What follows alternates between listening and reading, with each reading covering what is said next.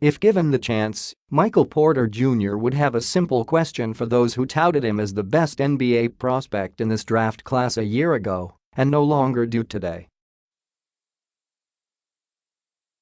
Why? The way he sees it, Porter was widely considered the best high schooler in the country 12 months ago, even though he had back issues that led to him having surgery last fall and basically robbed him of his only college season at Missouri. So now, he thinks it's logical that if his back is better, his stock should be even higher as well. "I'm still the best player," Porter said. And that's his message at the NBA Draft Combine going on this week in Chicago.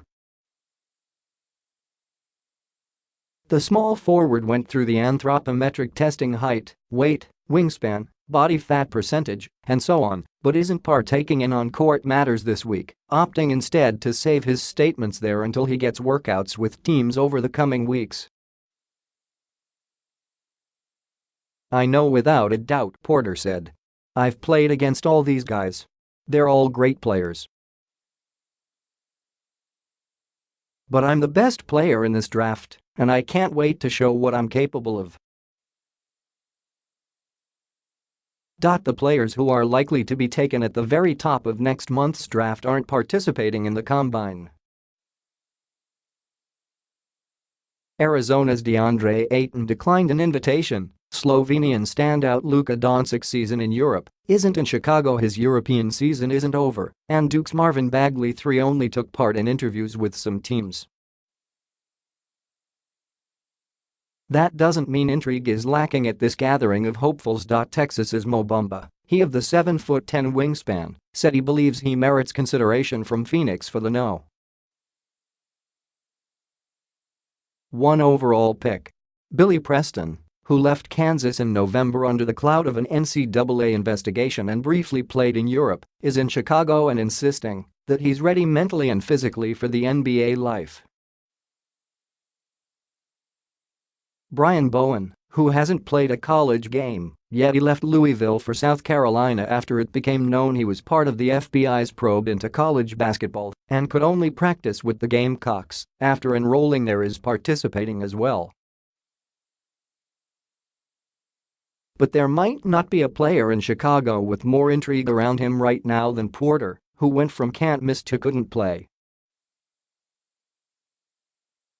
"Mike is a great player," said Bruce Brown Jr., a guard who's leaving Miami after 2 seasons for the NBA. "I know him personally. We're cool as friends.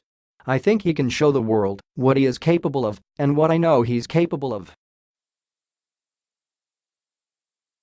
Porter is among the 25 or so Chicago invitees who are skipping the 5-on-5 portions of the combine. That's not a surprise. The trend in recent years has been for players who are likely to be taken with the highest picks to skip some or all of the combine events, but a case could be argued that Porter could have used some game time. He played in 3 games at Missouri, one of those for only 2 minutes before his back surgery on November 21. He returned for 2 NCAA tournament games. Here's how little Porter played last season. There were 3,505 players in Division I who scored more points than he did in his only college campaign. Porter shot 10 for 30 at Missouri, scoring 30 points in 53 minutes. Obviously, those aren't best player numbers. Everything else on his resume suggests otherwise. 36.2 points and 13.6 rebounds per game as a senior in high school, MVP of the McDonald's All-American Game, and was both the Naismith and Gatorade Boys High School National Player of the Year awards.